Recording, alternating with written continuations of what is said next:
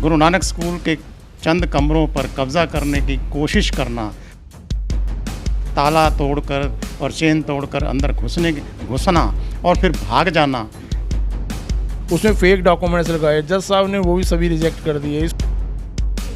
उस स्कूल के अंदर एक शरारती तत्व जो है कब्जा करने की कोशिश करता है।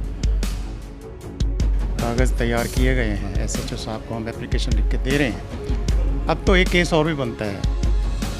प्रिंसिपल के नाम से एग्रीमेंट वहाँ पे पेश किया है। ये इसने आज का जो व्हाट्सएप डाला हुआ है। नमस्कार, मैं हूं अंकिता सिंह और आप देख रहे हैं city big news. Gurudwara Shri Singh Sabha जो पूरे एपिडेमिक में है, शहर की सेवा करते हुए नजर आई। भूखों को खाना खिलाया, जिन लोगों के पास रहने के लिए जगह नहीं थी उनकी भी भरपूर कोशिश की। पूरे शहर की सेवाएं न केवल एपिडेमिक टाइम में, कोविड टाइम में, बल्कि लगातार हम देखते आए हैं कि लगातार ये लोग सेवा में जुटे रहते हैं। आज इसी गुरुद्वारा श्री सिंह सभा के मेंबर्स हैं, आज सामने आए हैं। दरअसल इन लोगों का आरोप है कि एक इंस्टीट्यूट चालक इनके इस स्कूल पर, जो कि ये Guru Nanak senior secondary school आप देख रहे हैं, पिछले लगभग 50-70 सालों से हिसार के नागौरी गेट पर जो चल रहा है, जो बच्चों को शिक्षा दे रहा है, उस पर कब्जा करने की कोशिश की जा रही है। जी हाँ, विश्वास करने वाली ये बात नहीं है, मगर फिर भी पूरा मामला क्या है, चलिए आज आपको सुनवाती हूँ। इसी सिंह सभा के मेंबर्स हैं, जो संगत है, उनसे हम पूछ लेते हैं कि भाई मामला क्या है, क्यों जो है आप इतने बड़े आरोप लगा रहे हैं और ये आरोप किस पर है, ये भी हम खुद इस संगत से ही आपको सुनवाएंगे। मैं DC भाटी, यहाँ गुरुद्वारा में मार्च 2021 से एडमिनिस्ट्रेटर लगा हूँ सरकार की तरफ से, और डिप्टी डायरेक्टर एम्प्लॉयमेंट डिपार्टमेंट से रिटायर्ड हूँ। आज स्कूल में गुरुद्वारा सिंह सभा कमेटी के सभी पदाधिकारी इकट्ठा हुए, क्या कारण? यहाँ एक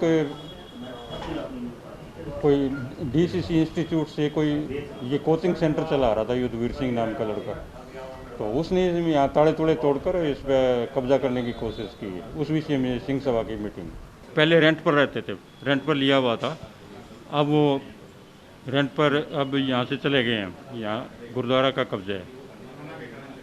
और आज उन्होंने किस तरीके से कब्जा करने की कोशिश की? उन्होंने कोर्ट के अंदर एक याचिका लगाई थी हिसार के अंदर, माननीय जज श्री अंतरप्रीत जी की कोर्ट के अंदर, भाई हमें स्टे दे दिया जाए।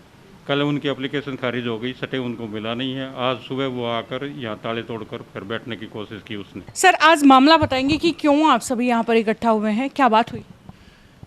आज हमें बड़ा दुख है कि हम शहर में शांति के प्रति गुरु नानक देव जी के नाम से गुरु सिख संगत ने एक स्कूल चला रखा है।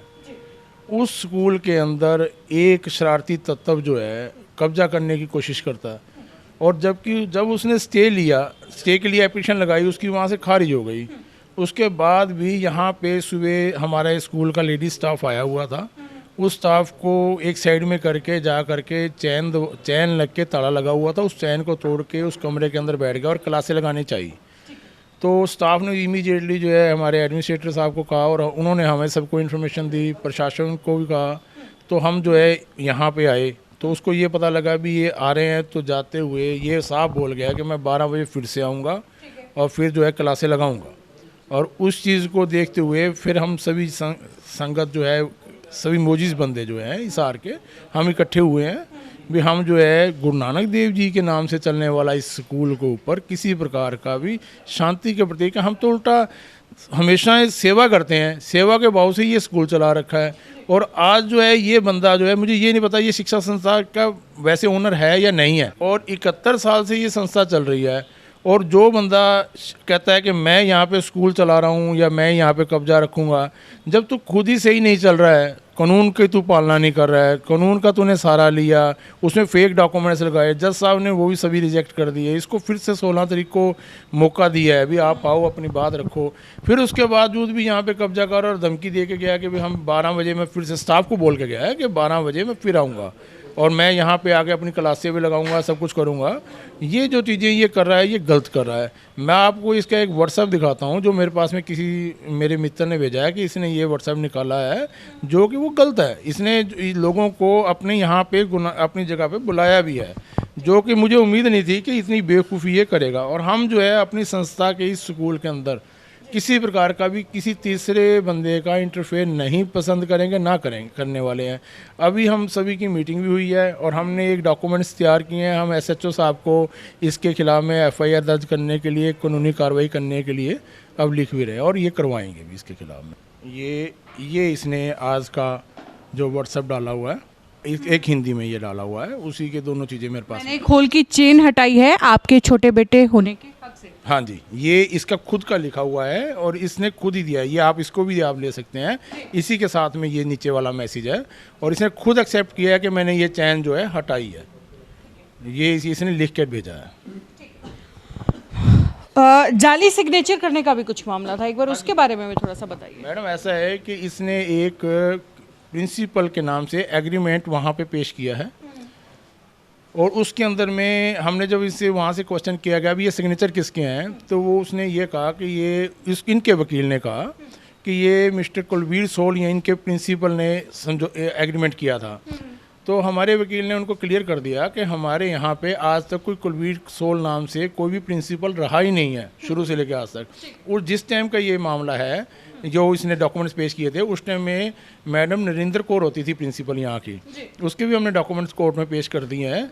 और हमें ये भी बड़ी हैरानी की बात है, अगर ऐसे फेक कोई भी डॉक्यूमेंट्स पेश करेगा तो हम उसके खिलाफ भी कार्रवाई करने जा रहे हैं। और क्योंकि जिस बंदे का नाम इस्तेमाल किया जा रहा है, क्या पता उसको पता है कि नहीं पता, हमें उसका एड्रेस भी नहीं पता अभी किस बंदे का क्या एड्रेस है, कौन है ये। कुलवीर सोल नाम का ना ही यहाँ पे कोई प्रिंसिपल रहा है और ना ही कोई और स्टाफ में भी कोई मौजूद नहीं। प्रिंसिपल यहाँ का ये स्टाफ में था ही नहीं यहाँ पे कोई कुलवीर सोल का नाम का, तो ऐसे कैसे उसका हो सकता है। साथ में रजिस्टर्ड संस्था है, अगर कोई वो करेगा, एग्रीमेंट करेगा तो संस्था करेगी ना, कोई स्कूल का प्रिंसिपल के पास तो कोई इख्तियार नहीं है, वो तो खुद ही एम्प्लॉइज है, वो कैसे कर सकता है। करेगी तो संस्था करे, संस्था ने इसके साथ में कोई एग्रीमेंट ही नहीं किया, तो ऐसे कैसे कब्जा कर सकता है ये चीज़ है।